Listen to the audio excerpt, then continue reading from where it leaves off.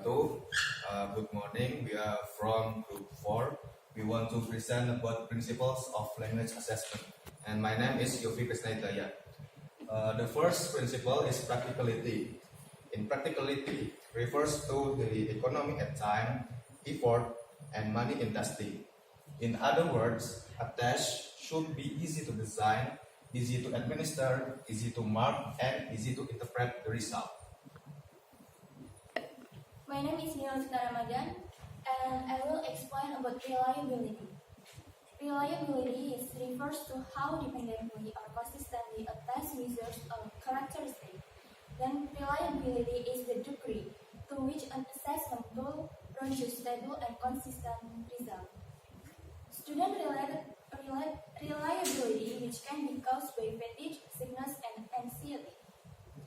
Then writer reliability is which can be caused by subjectivity, bias, and human error. Usually, writer reliability is for speaking and writing. Inter-writer reliability is common occurrence for classroom teachers because of unclear scoring criteria, fatigue, bias toward particular good or bad student, or simple carelessness. Like there is something wrong with the rubric, or how consistent test scores are likely to be if the test is scored by 2 or more letters. Test administration reliability, which can be caused by condition in which a test is administered. Then the last is test reliability, which is caused by the nature of test. Long tests can cause fatigue. Okay, my name is Ervina Juli A. Now I'm going to explain the next principles of language assessment, which is validity. So, validity is that the test is in line with the thing or the aspect which is going to be measured or going to be assessed. In validity, there are 5 kinds of validity. They are content validity, criterion-related validity, construct-related validity, consequential validity, and the last phase validity. The first one is that content validity. Content validity means the test should ask the test takers to perform the ability which is going to be assessed. For example, the test want to measure the speaking ability, means the test should ask the test takers to perform speaking ability. The second one is that criterion-related validity. It means that the test which is being made by the teacher should have the same criteria which other tests in other book, for example.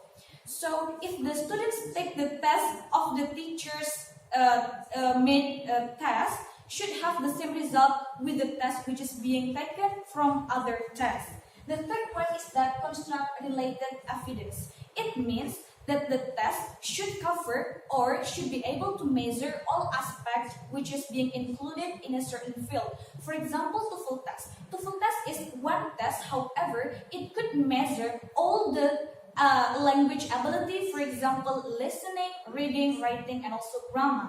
The next one is that consequential validity. Consequential validity means that how the test affects the test takers. For example, the test affects the student's motivation, preparation, anxiety, and so on and so forth.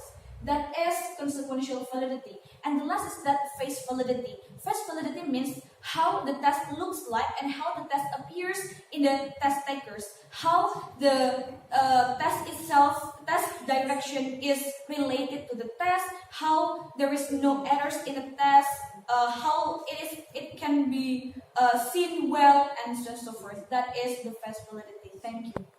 Yeah.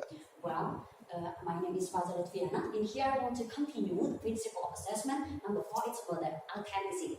As we know, the authenticity is a measure of accomplishment and also measurement, what's right and so significant.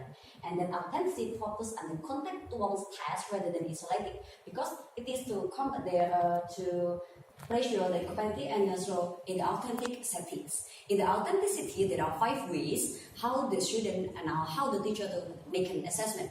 First, the language test must be possible. It is important because it's how the student understand the text. And number 2 is about the items are contextualist rather than isolating. It is also important because with the contextualist, student will understand also will easier to do the test. And then number 3 is topics are meaningful. It means the relevant and also interesting for the learners. The topic must be relevant and also interesting for the learners because students have to do the test well. And number 4 is some thematic organizing to items provided such as the storyline. Because this authenticity, we had to make as a test taker, we had to make like the episode so the student will understand step by step. And the last is task represent or closely approximately in the real world test. The meaning of real world test is that the language is possible to the student to understand, and it is possible to the student to imagine what is the meaning of the topic. I think it's enough, and thank you. Okay, my name is Tresnamas Sukmahasri, and I would like to continue the next principle of language assessment. The next is pushback. Pushback is a test that has positive and negative effect. It is generally refers to the test effect have on instruction in terms of how students prepare for the test.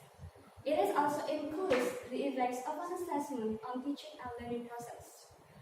Pushback has 2 kinds of pushback. The first one, positive pushback. Positive pushback refers to the expected test effect. The second is negative pushback. Negative pushback refers to the unexpected harmful consequences of a test. Thank you for watching. I hope you understand with our explanation.